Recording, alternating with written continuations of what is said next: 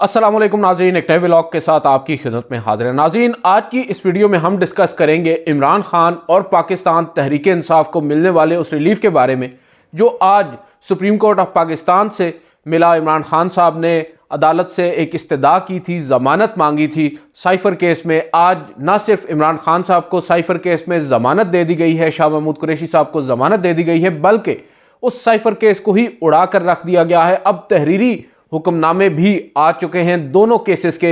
एक मुकदमा है चेयरमैन पाकिस्तान तहरीक इंसाफ या साबिक चेयरमैन पाकिस्तान तहरीक इंसाफ इमरान खान और शाह महमूद कुरैशी की ज़मानत का, और दूसरा मुकदमा है level playing field Pakistan Tehreek Insaf को आइंदा आम इंतखाबात में प्रोवाइड करने का। और उन दोनों ही मुकदमात पर एक तो बड़ी हंगामा खेज समात हुई सुप्रीम कोर्ट ऑफ पाकिस्तान के कमरा अदालत नंबर 1 में, और उसके बाद अब जो हुक्मनामे आए हैं, जो फैसले आए हैं तहरीरी तौर पर, उनमें भी काफ़ी कुछ नया है, काफ़ी अहम बातें लिखी गई हैं। बिलखसूस जस्टिस अतर मिनल्ला आज जो हैं वो कमरा अदालत में भी खूब गरजे, और अब उन्होंने एक इजाफी नोट भी लिख दिया है। वो उस इजाफी नोट में उन्होंने कुछ अहम पहलुओं पर रोशनी डाली है, वो आपके साथ शेयर करेंगे। सबसे पहले तो हम जो लेवल प्लेइंग फील्ड है पाकिस्तान तहरीक इंसाफ को जो मिल नहीं रही, और उसके ऊपर हम भी कई दफ़ा बात कर चुके हैं, मुतअद्दिद लोग बात कर चुके हैं। पाकिस्तान तहरीक इंसाफ के वकला मुख्तलिफ अदालतों से रुजू कर चुके हैं। गुज़िश्ता रोज़ चेयरमैन पाकिस्तान तहरीक इंसाफ बैरिस्टर गौहर ने एक दरख्वास्त दायर की, और आज ही उस दरख्वास्त को अदालत ने समाअत के लिए मुकर्रर किया। उस पर अब हुक्मनामा सामने आया है तहरीरी। उस हुक्मनामे के अंदर, जो कि मैं पहले आपको बता दूं, ये जस्टिस मंसूर अली शाह ने तहरीर किया है। वो लिखते हैं कि इंतखाबी प्रोग्राम में खलल डाले बगैर इलेक्शन कमीशन पाकिस्तान तहरीक इंसाफ की शिकायत को दूर करे। ईमानदारी से मुनसिफाना इंतखाबात कराना इलेक्शन कमीशन की जिम्मेदारी है। मुनसिफाना इंतखाबात मुंतखब हुकूमत को कानूनी हैसियत फराहम करते हैं। शफाफ इंतखाबात जमहूरी अमल पर कौम अवाम का एतमाद बरकरार रखते हैं। मेहनत जो सेहतमंद मुकाबले के लिए बराबरी का मैदान ज़रूरी है। इंतखाबात जबरी के बजाय अवाम की या जबर की बजाय अवाम की रज़ा के हकीकी अक्कास होने चाहिए। आज़ादाना और मुनसिफाना इंतखाबात का इनेकाद नताइज से ज़्यादा अहम है। इलेक्शन कमीशन जमहूरी अमल में अहम किरदार अदा करता है, और इलेक्शन कमीशन की जिम्मेदारी है कि इंतखाबात को बदउनवानी से बचाए। आइन के आर्टिकल 220 के तहत तमाम एग्जेक्टिव अथॉरिटीज़ इलेक्शन कमीशन की मुआवनत के पाबंद हैं। इंतखाबी जमहूरी असूलों के मुताबिक या इंतखाबात जमहूरी असूलों के मुताबिक कराए जाएं जो असर रसूख और जबर से पाक हो। इलेक्शन कमीशन यकीनी बनाए कि तमाम जमातों को इंतखाबी अमल में मसावी मौके मिलें।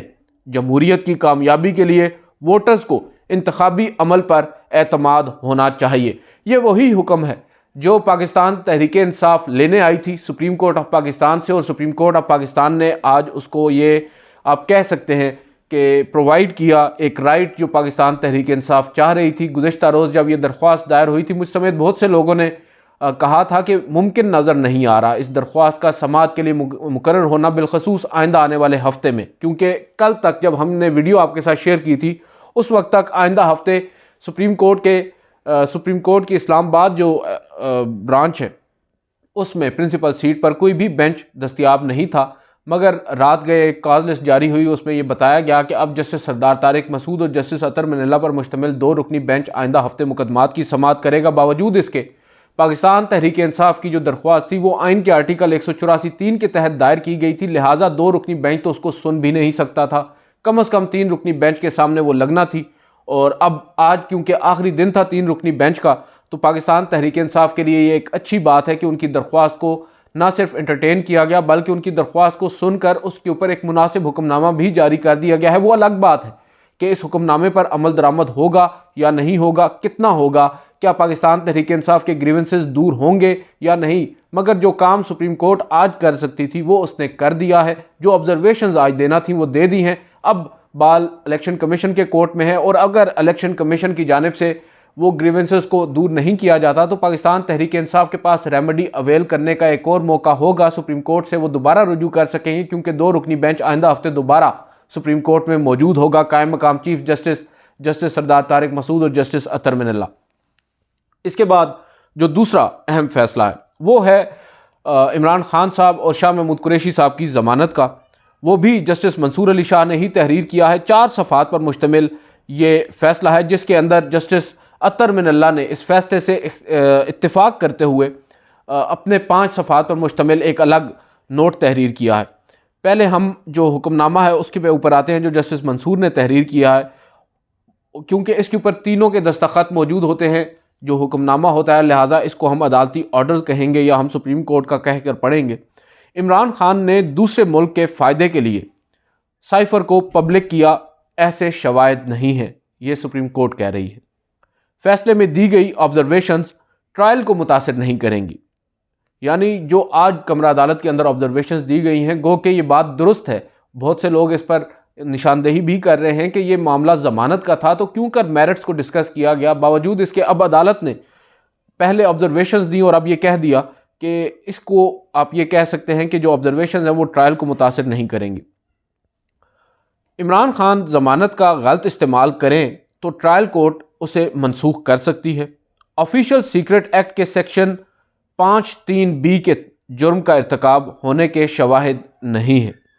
मुल्ज़िमान के ऑफिशियल सीक्रेट एक्ट के जुर्म के इर्तिकाब के लिए मज़ीद इंक्वायरी के हवाले से मुनासिब शवाहिद हैं। मज़ीद तहकीकात का फ़ैसला ट्रायल कोर्ट शवाहिद का जायज़ा लेने के बाद ही कर सकती है। अदालत ने अब इस्लामाबाद हाई कोर्ट का ज़मानत खारिज करने का फ़ैसला कलअदम करार दे दिया है। हाई कोर्ट ने, आपको याद होगा, 4 हफ्ते में ट्रायल मुकम्मल करने का भी हुक्म दिया था। फिर जस्टिस अतर मिनल्ला का नोट हम पढ़ते हैं, उसमें काफ़ी अहम बातें हैं। जस्टिस अतर मिनल्ला ये कह रहे हैं कि इमरान खान और शाह महमूद कुरैशी ऐसे इल्ज़ामात में कैद नहीं जो मुआशरे के लिए ख़तरा हों। ना उनके ऊपर रेप का मुकदमा है, ना होमोसाइड का मुकदमा है। एक वज़ीर आज़म को फांसी तक दे दी गई। आइन तोड़ने वाले डिक्टेटर ने एक दिन भी कैद नहीं काटी। इंतखाबी अमल में हिस्सा लेना खुद ज़मानत की एक बुनियाद है। इंतखाबी अमल में हिस्से को ज़मानत की बुनियाद के तौर पर एक या आप कह सकते हैं कि ज़मानत की बुनियाद के तौर पर एक असूल लागू होनी चाहिए। तहकीकात मुकम्मल हो चुकी हैं और मुकदमे की समाअत जारी है। इमरान खान और शाह महमूद कुरैशी को कैद करने से कोई मुफीद मकसद हासिल नहीं होगा, इसका कोई फ़ायदा नहीं है। बात उनका करने का मकसद ये है, इंतखाबात के दौरान उनकी ज़मानत पर रिहाई हकीकी इंतखाबात को यकीनी बनाएगी। तकरीबन तमाम मुंतखब वज़ीर-ए-आज़म वक्त से पहले ओहदे से हटाए जाने के बाद कैद रहे। वज़ीर-ए-आज़म को नाअहल करार दे दिया गया और सियासी मुखालफीन को इख्तिलाफ राय पर सताया गया। 2018 के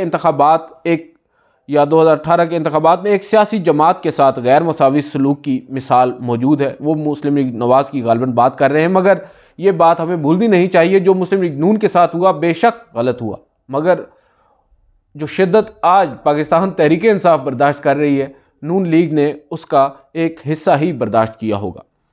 उसके बाद जो एक और इंटरेस्टिंग एस्पेक्ट आज हमने देखा है, एक तो चले मैं आपको जस्टिस मंसूर अली शाह की कुछ बता देता हूँ। मैंने उनका एक अंग्रेज़ी का बना कर रखा था।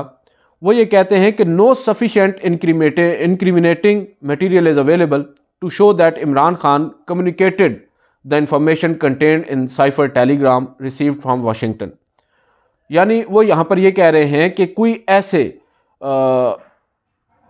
सफिशेंट इंक्रिमिनेटिंग मटीरियल नहीं है दस्तयाब जिनके साथ जो ये ज़ाहिर करते हों कि इमरान खान साहब ने साइफर टेलीग्राम के अंदर जो मालूमात थी या जो भी इंफॉर्मेशन थी जो वाशिंगटन से उन्हें रिसीव हुई, उन्होंने उसको कम्युनिकेट किया या लोगों को बताया। और दूसरा कोई उनकी इंटेंशन भी वो बता रहे हैं कि to the public at large with the intention or calculation directly or indirectly in the interest of the benefit of the foreign power or not disclose the information relates to any of the defense installations। यानी उन्होंने जो फ़ौजी तनसीबात से मुतालिक हो जाए या फिर जो पाकिस्तान के अफेयर्स हैं या कुछ सीक्रेट किस्म के मामलात हैं या सीक्रेट कोड्स हैं, वो उन्होंने किसी के साथ शेयर नहीं किए और डायरेक्टली और इनडायरेक्टली पाकिस्तान जो गैर मुल्की क़ुव्वतें हैं उनको उन्होंने फ़ायदा नहीं पहुँचाया। लिहाजा वो ये समझते हैं कि ये केस इमरान खान साहब के ख़िलाफ़ नहीं बनता। ये एक इन इटसेल्फ आप कह सकते हैं इमरान खान को एक बड़ा रिलीफ है। और ये फ़ायदा बेशक अब जो सुप्रीम कोर्ट है वो ये कह रही है कि इसका जो ऑब्जर्वेशंस हैं इसका असर उन पर नहीं होगा ट्रायल कोर्ट पर, मगर ये असर तो होगा और जो वकला हैं वो इसका इस्तेमाल करेंगे। इसके बाद हमने देखा है कि आज कुछ सहाफ़ी भी जो हैं इमरान खान की जो ज़मानत हुई है उसके ऊपर आपस में उलझ पड़े हैं।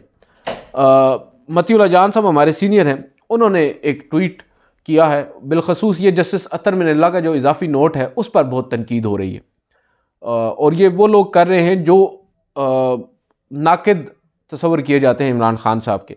वो ये कह रहे हैं कि जो अतर मिनल्ला साहब का नोट है उसको पढ़कर तो इमरान खान भी रो दिए होंगे और हो सकता है कि वो दिल ही दिल में हंस दें, क्योंकि जो दलाइल और फ़ज़ाइल जस्टिस अतर मिनल्ला ने इस केस में महज ज़मानत के लिए ऐसे बयान किए हैं, इनसे तो ख़ुद इमरान खान भी मुतफिक ना होंगे। हुसैन शहीद सहरवर्दी से लेकर भुट्टो तक तो खान साहब भी जज साहब के नोट से इत्तेफाक करेंगे, मगर नवाज शरीफ की जिलावतनी पर इमरान खान अपनी ज़मानत मनसूख कर लेंगे, मगर जस्टिस अतर मिनल्ला से इत्तेफाक नहीं करेंगे। वैसे जस्टिस अतर मिनल्ला महज ज़मानत वाले केस में जस्टिस KS समदानी बनने की एक कबल अज वक्त कोशिश की है। जस्टिस समदानी ने जनरल ज़ियाउल हक के दौर में भुट्टो को ज़मानत दे दी थी और जस्टिस अतर मिनल्ला के ससुर जस्टिस सफदर शाह ने भुट्टो की फांसी के खिलाफ फैसला दिया था। मगर कभी कभी इम्तिहानी पर्चे में अच्छा से अच्छा जवाब भी मुतलका सवाल के नीचे ना लिखा जाए तो 0 मार्क्स मिलते हैं। थोड़ा इंतज़ार कर लेते तो ज़मानत के केस में जस्टिस अतर मिनल्ला को ऐसा इजाफी नोट लिखना ही ना पड़ता कि लोग कहते कि इससे तो अच्छा था सुप्रीम कोर्ट आर्टिकल 186 के तहत मुकम्मल इंसाफ करते हुए खान साहब को तमाम मुकदमात में बरी करते हुए उन्हें बुलाकर गुड टू सी कह देती। ये मतीउल्लाह जान साहब का एक ट्वीट है और उसके ऊपर हमारे कुलीग हैं सोहेल रशीद साहब, उन्होंने एक ट्वीट किया है उनको कोट करके। वो ये लिखते हैं मतीउल्लाह जान साहब को कि इमरान खान की ज़मानत में 5 सफ़ात लिखना गलत, मगर उन्हीं जस्टिस अतर मिनल्ला का ज़मानत के ही केस में नवाज शरीफ और मरियम नवाज को 42 सफ़ात लिख कर रिहा करना आज भी मिसाली फ़ैसला है, सवालिया निशान। सहाफ़ियों का पिक एंड चूज़ करना भी जाने अनजाने में पॉलिटिकल इंजीनियरिंग की सहूलत कारी करता है। अब उन्होंने काफ़ी सख्त बात कह दी है मती भाई को, मतीउल्लाह जान साहब को, मगर उन्होंने बड़े तहजीब के दायरे में रहकर अपना एक पॉइंट ऑफ व्यू उनके सामने रखा है, क्योंकि यही जस्टिस अतर मिनल्ला हैं। जब इन्होंने हाई कोर्ट में चीफ जस्टिस थे और ज़मानत का केस था नवाज शरीफ और मरियम नवाज़ का, उस वक्त कुल तकरीबन 42 सफ़ात पर मुश्तमिल एक फ़ैसला लिखा था और उस वक्त बहुत से लोगों ने उस पर तारीफ़ी ट्वीट्स किए थे और उसको एक तारीख़ी फ़ैसला करार दिया था। जबकि आज एक 5 सफ़ात का जो इजाफी नोट है उस पर तनकीद का निशाना बनाया जा रहा है जस्टिस अतर मिनल्ला को। न सिर्फ मतीउल्लाह जान साहब बल्कि दीगर कई और सहाफ़ी भी हैं जो उनको तनकीद का निशाना बना रहे हैं और मेरी नज़र में उनका हक बनता है, वो कर सकते हैं। जैसे हम तनकीद करते हैं, हमें कोई चीज़ अगर हमारी समझ में ना आए और हम समझते हैं कि ये चीज़ सही नहीं है या हमारी असेसमेंट में वो सही नहीं है तो हम उस पर तनकीद करते हैं। हो सकता है हम गलत भी करते हों, ठीक भी करते हों, यही हक तमाम सहाफ़ियों को हासिल है। उन्होंने अपनी अक्ल और समझ के मुताबिक जो उनको बेहतर लगा है वो बात कही है और इसमें कोई दो राय नहीं है कि वो हमारे सीनियर हैं, वो ये बात कह सकते हैं, उनकी हमसे ज़्यादा अंडरस्टैंडिंग है। और जो सोहेल रशीद साहब ने बात की है मैं उससे मुकम्मल तौर पर मुतफ़िक हूँ कि हमें भी पिक एंड चूज़ जो है वो करते हुए थोड़ा सा एहतियात तो बरतना चाहिए। बहरहाल आज को अगर हम देखें तो सुप्रीम कोर्ट ऑफ पाकिस्तान ने इमरान खान साहब को एक नहीं बल्कि 2 मुकदमात में एक अच्छा खासा रिलीफ दिया है और बेशक ये बात हम माजी में करते रहे हैं। जैसे सरदार तारिक मसूद बिलखसूस उनके ऊपर काफ़ी तनकीद होती रही है और जब यही मुकदमा माजी में कुछ अरसा कबल जस्टिस सरदार तारिक मसूद, जस्टिस याह्या अफरीदी और जस्टिस आयशा मलिक के सामने लगा था और उस वक्त उनकी ऑब्जर्वेशंस पर काफ़ी उनको तनकीद का सामना भी करना पड़ा था, मगर आज वही जस्टिस सरदार तारिक मसूद हैं जिन्होंने एक अच्छा खासा रिलीफ दिया है ना सिर्फ इमरान खान साहब को, शाह महमूद कुरैशी साहब को और PTI को बिलमूम। और इसमें आप बहुत से लोग ये कह रहे हैं कि क्या पता अगर जस्टिस अतर मिनल्ला और जस्टिस मंसूर अली शाह इस बेंच में ना होते तो शायद जस्टिस सरदार तारिक मसूद भी ये फ़ैसला ना देते।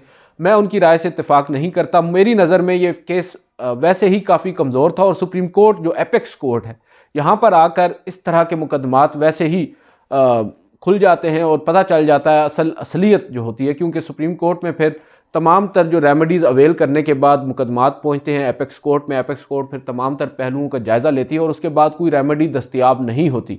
अब इमरान खान साहब के पास ये आखिरी मौका था और उनको इसका भरपूर आप कह सकते हैं फ़ायदा हुआ है।